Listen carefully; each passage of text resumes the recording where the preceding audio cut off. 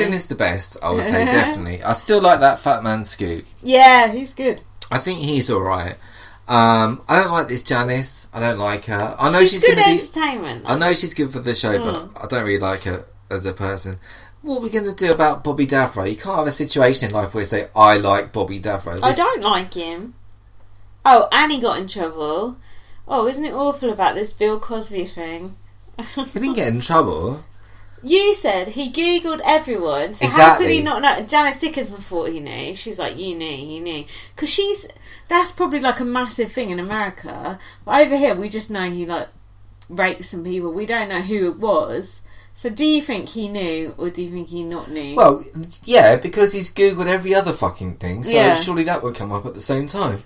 That was a bit foot in mouth, wasn't it? I'd like to see a bit more of that. Baldwin. Now, he's like the lone wolf, isn't he? I like him. He's quite funny. He's not socialising. He's talking to the camera a lot. He's like Tim Pot philosophy in the diary room, isn't he? He's like one of those. I think he needs to do more socially. He said in the diary room, Janice is very entitled, like when you're in a movie and they wash your body.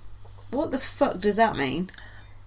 Does that really happen when you're in a movie? Not and any movie that cunt's in. How far up the credits you got to be to have that facility office? Surely it's like top 3. That's ridiculous. Maybe Alec Baldwin might get that, but not this fucking Daniel Baldwin who I've never even heard of. I don't think even any of them could now, in this day and age. No, probably not. But he did make a prediction. Day 8, he guarantees there'll be an eruption. Now, we know his brother knows a lot of prophecies from the Bible, so there's no reason to doubt this, so let's watch out for day 8. I wonder if Daniel's got his Bible in there. There's a Bible provided gratis in every Big Brother house. What, like in your bedside drawer, like when you're in the travel lodge? I think there's just one between them, but I could be wrong. Is it the Good News Bible, or...? No, it's Evander Holyfield's specially edited Holy Praise Bible. What, where if you're gay you have your leg cut off? No, where you you at the Tree of Temptation and you eat an apple while you're evicted. Now, Austin, very rudely, as an alleged English person for 6 years, said, Gail Porter, who the fuck is she? How rude. No, but didn't he just ask who she was and what she did? But shouldn't he know? He's lived in England for 6 years. Mind you, she ain't done much for a while. He could be actressing. So Gail... Didn't he get a question right about her in that task where they're asking questions? Quite nice. Yeah, who had their bum on the... Oh, yeah. Did he know that? I think he did. So he knows more than he lets on. Just like everyone. So then Jenna and Farrah were asking Gail about, what are you famous for? She's like, well, chemotherapy. No, she's like, oh, I used to be on Top of the Pops. Yeah. Which was a very big show. I used to do children's TV. I don't remember that. And then she's like, oh, and I had alopecia. And Jenna said, oh, is that cancer related? At least she kind of said it. Like, I wouldn't have dared to say that, would you? Well... No, but I know already, so... What do you think of Gail's policy of not wearing a wig? I kind of like what she said, like, this is me, like, take it or leave it. Well, I think once you've been bald, then you've been bald, so it's stupid to kind of wear a wig, or maybe that's how some people would see it. Yeah, because someone on Twitter said, you'd never ask a bald man to wear a wig, so why would you ask a bald woman to wear a wig? And I thought that was quite an interesting point, but it's quite, not brave... But it's quite bold of her to just say, look, here I am. This is what I am. Well, deal with it. It's her head, isn't it? I know, but it's quite sad in a way that she used to be like a big sex symbol and now she's like a bit of a freak. Do you know what I mean? And I don't mean that nasty, but just people see her like that. As that people feel sorry for her just because she's bald. Do you know what I mean? It's quite interesting, I think. It's a ready-made sob story. Yeah, it's it's perfect for X Factor. Will it work on Big Brother? Definitely, it'll get you to the middle stages, I think. People will not nominate you because they think you have got cancer. No one's going to nominate her. She's making Janice's bed for her. She's good game. Skivvying round. She's bald. Could she be in the Brown Nose crew? Oh, she is, because she's like Janice Dickinson's maid. So she's going to go deep. And then Jenna said, I've got newfound respect for you once she found out that her arse was on the Houses of Parliament. So, takes all sorts.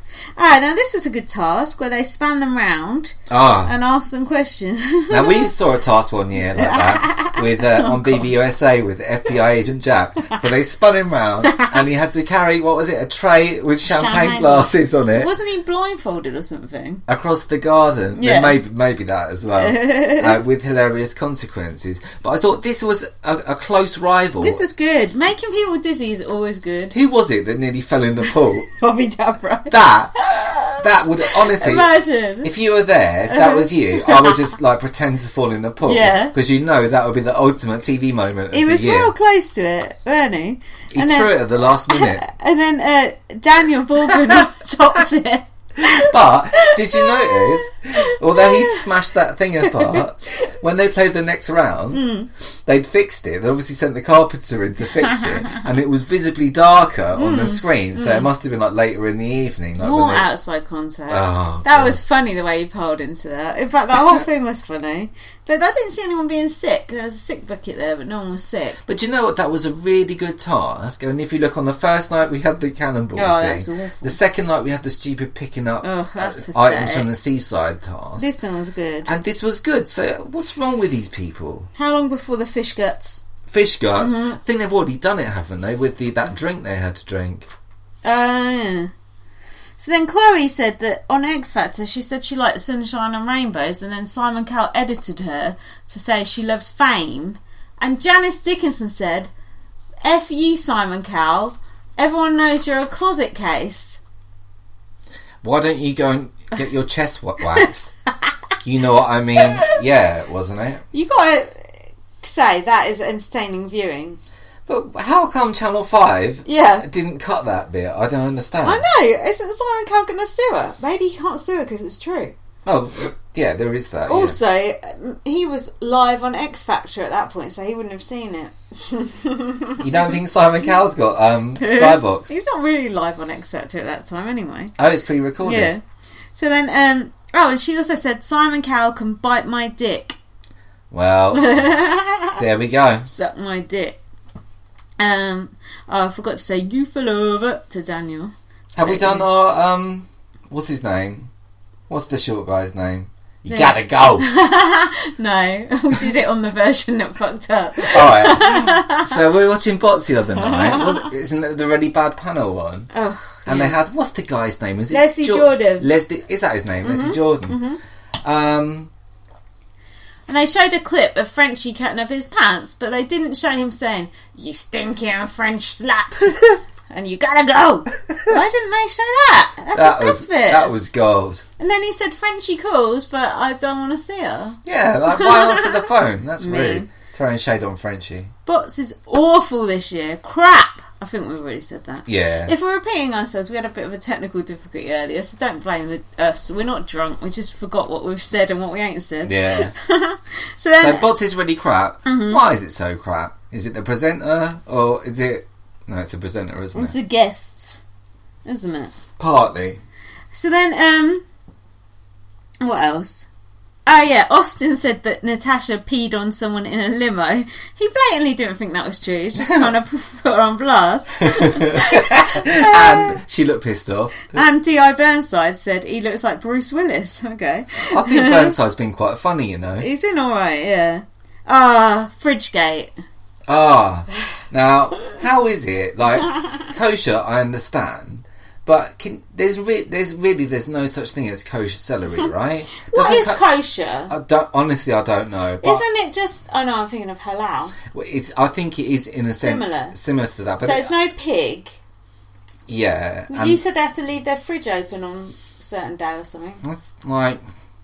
You're not allowed to like spend money or use electricity on the Sabbath. So sorry to our Jewish listeners. Some like Orthodox Jews, like if they're strict, then they have to... You can't... Well, whatever. So we don't know basically what kosher is. Yeah, no idea. But does it let you have your own fridge with like, oh, this is my kosher chocolate, this is my kosher champagne, this is my kosher... It should do. Like if I wanted halal food, I wouldn't want it next to non-halal food, would I? She can't eat at the table when people are eating sausages. So what's wrong with that? Insert your own joke here. If you're a puerile sort of a person, like me. So then, basically... Farrah said to her, Janice, that's Jenna's fridge. And Janice was like, yeah, I'm kosher as well.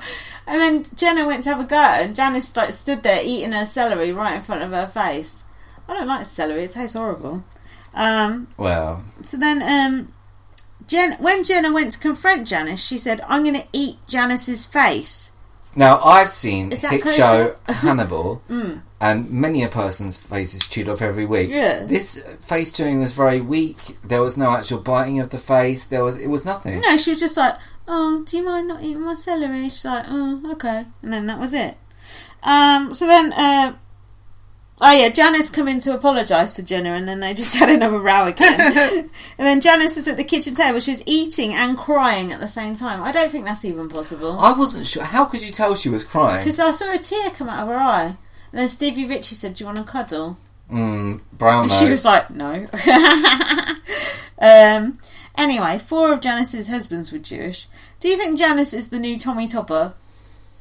Definitely, I think she is. She's a massive cunt. So then, no, but she's good though. She's good. She's going to be outrageous.